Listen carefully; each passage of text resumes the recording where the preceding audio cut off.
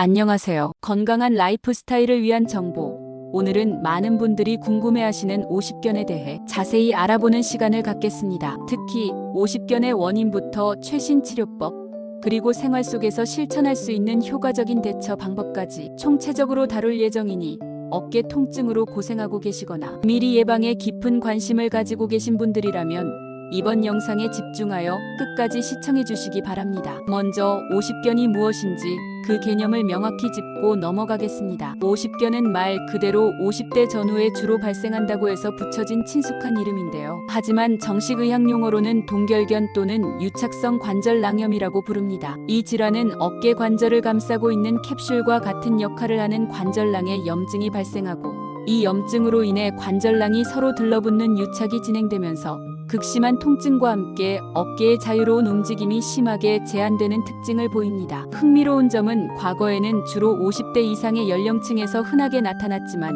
최근 들어서는 스마트폰과 컴퓨터 사용의 증가, 장시간의 잘못된 자세 유지, 그리고 전반적인 운동 부족 등으로 인해 30대나 40대와 같은 젊은 연령층에서도 오십견 발병률이 점차 증가하는 추세를 보이고 있다는 점입니다. 따라서 나이가 젊다고 해서 절대 오십견으로부터 안전하다고 방심해서는 안 되며 미리 관심을 가지고 관리해야 할 필요가 있는 질환입니다. 오십견은 크게 두 가지 유형으로 분류할 수 있습니다. 첫 번째는 특발성 동결견입니다. 이는 특별히 명확한 외부적인 원인이나 기존 질환 없이 자연스럽게 발생하는 경우를 말합니다. 외부 충격이나 특정 질환과 관련 없이도 어깨 통증과 운동 제한이 서서히 시작되어 점진적으로 악화되는 것이 일반적인 특징입니다. 두 번째는 2차성 동결견입니다. 이는 다른 기저 질환이나 외부적인 외상으로 인해 2차적으로 발생하는 경우를 의미합니다. 예를 들어 만성적인 당뇨병, 갑상선 기능 이상과 같은 내과적 질환을 앓고 있거나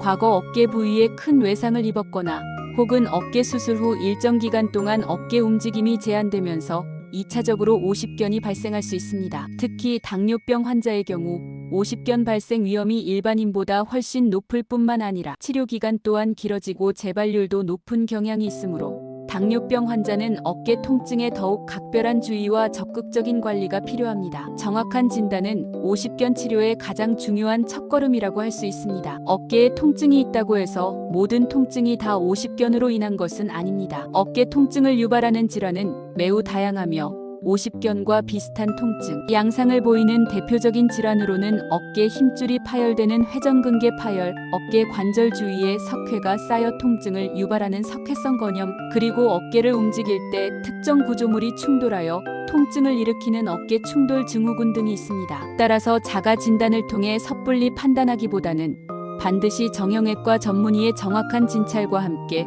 엑스레이, 초음파, MRI와 같은 정밀 영상 검사를 통해 다른 어깨 질환과의 명확한 감별 진단을 받는 것이 매우 중요합니다. 특히 2차성 동결견을 단순히 1차성 오십견으로 오인하여 치료 시기를 놓치거나 적절하지 않은 치료를 받게 되는 경우도 발생할 수 있으므로 숙련된 전문의의 정확한 진단은 필수적입니다. 그렇다면 일단 오십견으로 진단받았다면 어떻게 치료해야 할까요? 오십견의 최신 치료 방법은 크게 비수술적 치료와 수술적 치료로 분류할 수 있습니다. 다행히도 대부분의 오십견 환자는 침습적이지 않은 비수술적 치료만으로도 충분히 증상이 호전되고 일상생활로 복귀할 수 있습니다. 먼저 비수술적 치료법에 대해 좀 더 상세하게 살펴보겠습니다. 가장 기본적인 치료는 약물 치료입니다. 이는 염증 반응을 줄이고 통증을 효과적으로 완화하기 위해 소염진통제나 근육, 이완제 등을 의사의 처방에 따라 복용하는 것을 의미합니다. 약물 치료는 통증으로 인한 불편함을 신속하게 경감시켜주고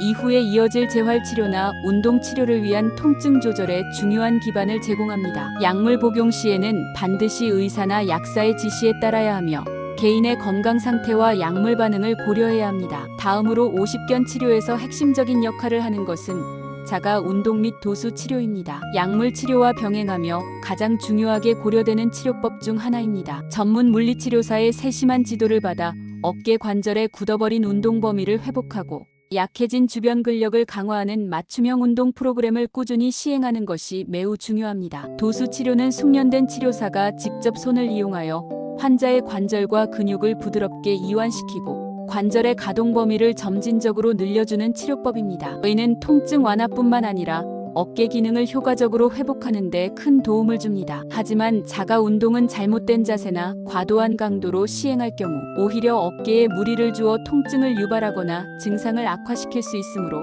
반드시 물리치료사나 의사의 정확한 지도를 받아 올바른 방법과 적절한 강도로 시행해야 합니다. 통증이 심하여 일상생활에 큰 불편함을 겪거나 다른 보존적 치료법으로도 효과를 보지 못할 경우 주사요법을 고려할 수 있습니다. 가장 대표적인 것은 관절각 내 스테로이드 주사입니다. 이는 염증이 심한 관절락 내에 직접 스테로이드 약물을 주입하여 강력한 항염증 효과를 통해 통증을 빠르게 줄여주고 경직된 관절랑을 부드럽게 이완시키는 데 도움을 줍니다. 하지만 스테로이드 주사는 반복적으로 남용할 경우 부작용이 발생할 수 있으므로 반드시 전문의의 정확한 진단과 판단 하에 신중하게 결정하고 제한적으로 사용해야 합니다. 최근에는 손상된 조직의 재생을 돕는 프롤로 치료나 DNA 주사 등 다양한 주사요법도 오십견 치료에 시도되고 있으며 환자의 상태에 따라 적절히 선택될 수 있습니다. 이외에도 체외 충격파 치료, 즉 ESWT가 최근 오십견 치료에 활용되기도 합니다. 이는 몸 외부에서 강력한 충격파를 발생시켜 통증이 있는 어깨 부위에 전달함으로써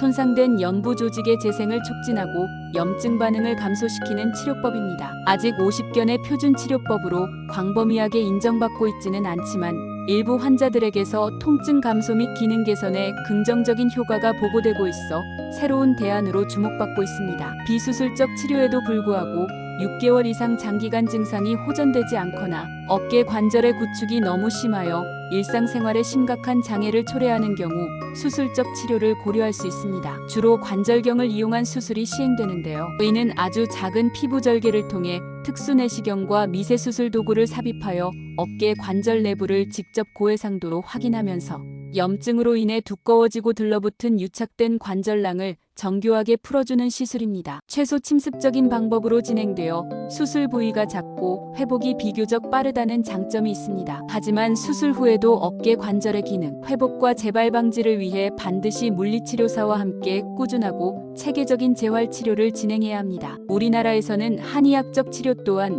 오십견에 대한 효과적인 대안으로 널리 활용되고 있습니다. 추나 치료는 한의사가 직접 손과 신체 부위를 이용하여 환자의 틀어진 척추나 관절을 바르게 교정하고 경직된 근육과 인대를 이완시켜 통증을 완화하며 신체 기능을 개선하는 한방수기 치료법입니다. 관절랑 확장 치료는 약침이나 침 등을 이용하여 경직되고 유착된 관절랑 부위에 약물을 주입하거나 자극을 주어 관절의 움직임을 원활하게 하는 방법입니다. 한약 치료는 환자의 체질과 증상에 맞춰 처방되며 어혈을 제거하고 기혈순환을 촉진하여 어깨 통증 완화와 관절 기능 회복에 도움을 줍니다. 또한 전침 치료는 침에 미세한 전기 자극을 가하여 통증 완화, 근육 이완, 그리고 혈액순환 개선 효과를 얻는 방법입니다. 특정 한방병원에서 제공하는 모커리 봉침과 같이 정제된 봉독을 이용한 봉침 치료 또한 강력한 소염 및 진통 효과로 염증을 줄이고 통증을 조절하는 데 도움을 줄 수 있다고 알려져 있습니다. 오십견 치료에서 가장 중요한 부분 중 하나는 바로 운동요법입니다. 어깨 운동은 통증을 점진적으로 줄여나가고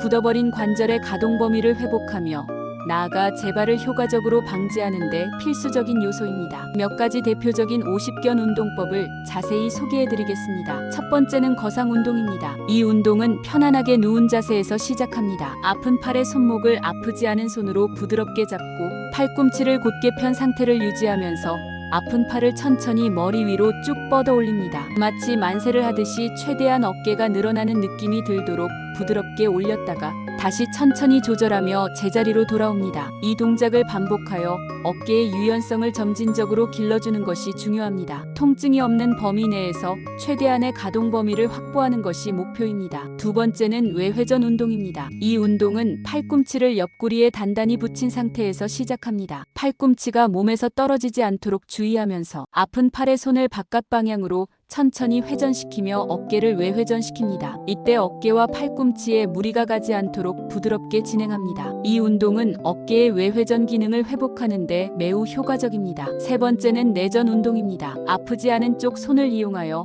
아픈 팔을 반대쪽 어깨에 닿게 하는 스트레칭 운동입니다. 예를 들어 오른쪽 어깨가 아프다면 왼손으로 오른팔의 팔꿈치 부분을 잡고 왼쪽 어깨를 향해 천천히 지그시 당겨줍니다. 이때 어깨와 팔꿈치에 통증이나 무리가 느껴지지 않는 범위 내에서 스트레칭하듯이 천천히 진행하며 15에서 30초 정도 유지합니다. 이 외에도 벽을 이용한 스트레칭, 수건이나 막대기를 이용한 등 뒤로 손 맞잡기, 그리고 진짜 운동 등 다양한 50견 운동이 있습니다. 중요한 것은 통증을 억지로 참아가며 무리하게 운동하기보다는 본인이 감당할 수 있는 범위 내에서 점진적으로 강도를 늘려나가면서 꾸준히 그리고 규칙적으로 운동하는 것입니다. 특히 자가 운동 시에는 통증이 심해지지 않는 범위 내에서 조금씩 강도를 늘려나가야 합니다. 자칫 잘못하면 오히려 염증을 악화시키거나 새로운 부상을 입을 수 있으므로 가능하다면 전문가의 지도를 받아 정확한 자세와 방법으로 운동하는 것이 가장 안전하고 효과적입니다. 50견은 흔히 시간이 약이다라고 말하며 자연적으로 치유되는 경향이 있다고 알려져 있기도 합니다. 하지만 그렇다고 해서 통증을 참고 방치해서는 절대 안 됩니다. 치료 시기를 놓치거나 적극적으로 관리하지 않으면 어깨의 운동 제한이 영구적으로 남거나 만성 통증으로 이어지는 후유증을 겪을 수도 있습니다. 따라서 어깨 통증이 시작되면 미루지 말고 조기에 전문의를 찾아 정확한 진단을 받고 적극적으로 치료를 시작하는 것이 매우 중요합니다. 조기 진단과 치료는 빠른 회복과 후유증 예방에 결정적인 역할을 합니다. 마지막으로 50견의 예방 및 재발, 방지를 위한 생활 속 주의사항과 습관들을 몇 가지 더 자세히 알려드리겠습니다. 첫째, 어깨에 무리한 부담을 주는 활동은 가급적 피하는 것이 좋습니다. 갑작스럽게 무거운 물건을 들거나 팔을 머리 위로 과도하게 높이 들어 올리는 동작, 그리고 반복적으로 어깨를 사용하는 동작 등은 어깨 관절에 불필요한 스트레스를 주어 50견을 유발하거나 악화시킬 수 있습니다. 특히 평소에 사용하지 않던 근육을 갑자기 무리하게 사용하는 운동은 피해야 합니다. 둘째, 꾸준하고 규칙적인 스트레칭과 운동이 필수적입니다. 현대인들은 컴퓨터 작업이나 스마트폰 사용 등으로 인해 어깨와 목 주변 근육이 쉽게 경직될 수 있습니다. 따라서 주기적으로 어깨를 풀어주는 스트레칭과 함께 어깨 주변 근력을 강화하는 운동을 꾸준히 실천하는 것이 50견 예방에 큰 도움이 됩니다. 특히 회전근개 강화 운동은 어깨 관절의 안정성을 높여 50견 예방에 효과적입니다. 셋째, 통증 조절을 위해 적절한 온찜질이나 냉찜질을 활용하는 것도 좋은 방법입니다. 급성 통증이나 염증이 심한 시기에는 냉찜질이 효과적일 수 있으며 만성적인 통증이나 운동 전후에는 온찜질로 근육을 이완시키고 혈액순환을 촉진시켜줄 수 있습니다. 넷째, 평소 올바른 자세를 유지하는 것이 매우 중요합니다. 앉아있을 때는 어깨를 펴고 허리를 곧게 세우는 습관을 들이고 잠을 잘 때도 어깨에 직접적인 부담을 주지 않는 편안한 자세를 취하는 것이 좋습니다. 옆으로 누워 자는 습관이 있다면 베개를 적절히 사용하여 어깨가 너무 눌리지 않도록 주의해야 합니다. 다섯째, 만약 당뇨병이나 갑상선 질환과 같은 기저질환이 있다면 해당 질환을 철저히 관리하고 혈당 조절에 힘쓰는 것이 50견 발생 위험을 줄이는 데 매우 중요합니다. 기저질환 관리는 단순히 50견뿐만 아니라 전반적인 건강관리의 기본입니다. 오늘 다룬 내용을 다시 한번 요약하자면 50견은 어깨 통증과 운동 제한을 특징으로 하는 질환으로 이제는 30, 40대 젊은 층에서도 발병률이 증가하고 있습니다. 통증이 발생하면 자가 진단보다는 반드시 전문의를 찾아 정확한 진단을 받는 것이 중요합니다. 치료는 약물, 운동, 주사요법 등 비수술적 치료를 우선적으로 시행하며 필요에 따라 수술이나 한방 치료를 병행할 수 있습니다. 무엇보다 어깨 통증이 있다면 방치하지 말고 조기에 전문가의 도움을 받아 적극적으로 치료하는 것이 중요합니다. 그리고 꾸준한 운동과 스트레칭, 올바른 생활 습관을 통해 50견을 예방하고 관리하는 것이 건강한 어깨를 오랫동안 유지하는 핵심입니다. 어깨 통증은 단순히 신체적인 불편함을 넘어 수면 방해, 일상생활 제약, 심리적인 위축 등 삶의 질을 크게 떨어뜨릴 수 있습니다. 오늘 제가 알려드린 정보들이 여러분의 건강한 어깨와 활기찬 일상을 되찾는데 조금이나마 도움이 되기를 진심으로 바랍니다. 만약 어깨 통증으로 고민하고 계시거나 궁금한 점이 있으시다면 언제든지 주저하지 마시고 전문 의료진과 상담하시고 꾸준한 관리와 노력으로 건강한 어깨를 오랫동안 유지하시길 진심으로 응원합니다. 다음 영상에서는 더욱 유익하고 흥미로운 건강 정보로 다시 찾아뵙겠습니다. 시청해주셔서 감사합니다.